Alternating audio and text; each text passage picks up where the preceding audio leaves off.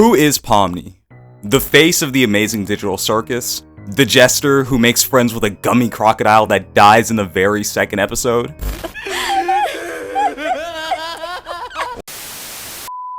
All of those are right, but who is she beyond that? Through the trials of the circus, Pomni becomes more than just a protagonist. She evolves into a product of the chaos. She becomes the jester of fear, and at the same time, the embodiment of desperate connection. Two conflicting ideas that highlight the tragedy of her new life in a world that doesn't make any sense. But before we can get to that, we have to start at the beginning. Episode 1 is one of the most important episodes in the context of Pomni. This is when she's freshly introduced to the digital circus. As we all know, the circus is an overstimulating dystopia, full of mystical elements from head to toe.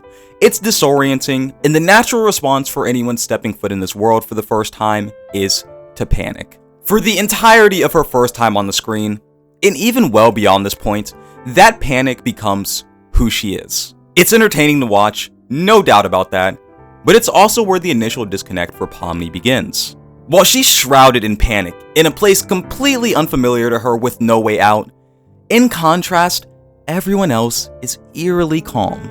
It creates a sense of distance between Pomni and everyone else before they even speak, adding to the unknown factor of the already terrifying environment. You're in a place all on your own, with people who you don't understand. That is a very scary thing from each and every angle. But unlike everyone else, Pomni can't simply just roll over and accept that this is her new reality. She clings to the idea of escape all throughout episode 1. She knows she saw a door that said exit on it regardless of what this weird AI says or what Jack says.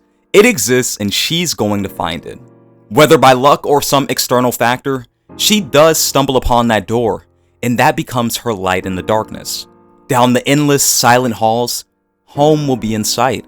She'll be free from this madness. That's felt so strongly until she reaches the end of that hall and she's met with the void. This door was her one shot at escape. The fact that this exit was also fabricated by this madness breaks her at the end of episode 1, giving us one of Pomni's most renowned expressions. This is called learned helplessness, and it's the basis for what breaks a lot of people in the digital circus.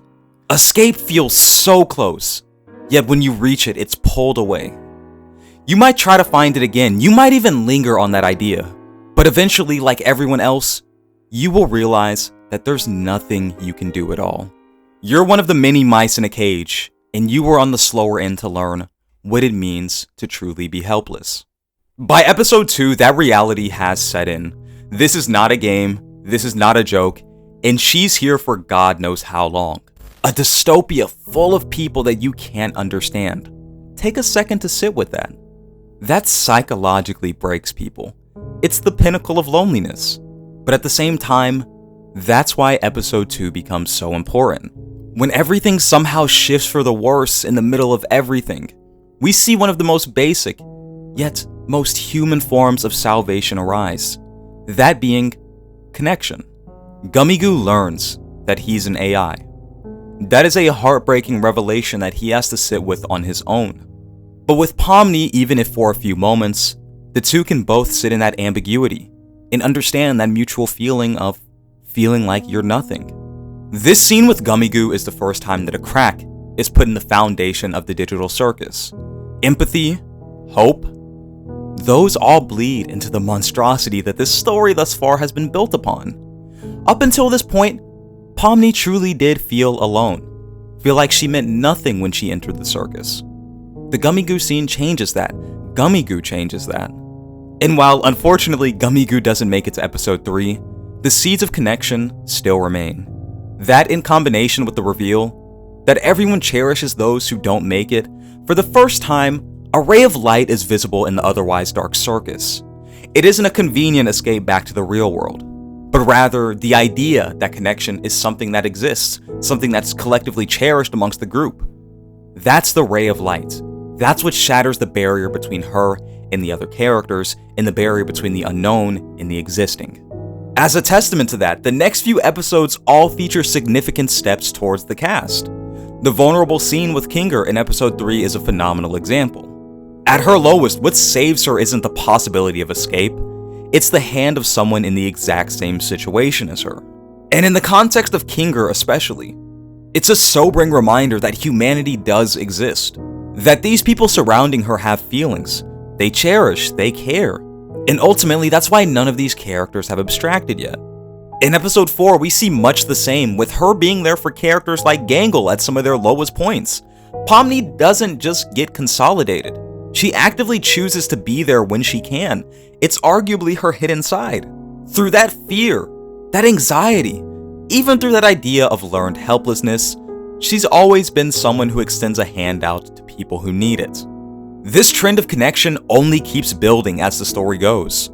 In episode 5, we get a plethora of scenes involving Pomni learning about characters like Jax, who she finds out are actually a lot more nuanced than she gave credit for, and even growing close enough to critique characters like Ragatha. They All Get Guns is another prominent example of this, potentially the strongest example in the whole entire series. Jax and Pomni showcase a level of connection unlike anyone else she's partnered with in the cast. They didn't just bond or share a vulnerable scene, they thought like one another for a while. During this time, she got to live in the footsteps of Jax and act out of her element for a bit. Shooting people, shooting more people, trick-shotting people, and shooting more people. It's connection in its purest form. But only when you look back do you start to realize something. Something that shifts so naturally that you don't even realize it. That anxiety that was so prominent only a few episodes ago is essentially gone. You don't see it anywhere, and it makes sense why. It isn't that Pomni suddenly grows accustomed to the circus lifestyle, or that she gives up on escape. It's that she's found meaning in the chaos. The Amazing Digital Circus more often than not chooses to bury arcs in subtext.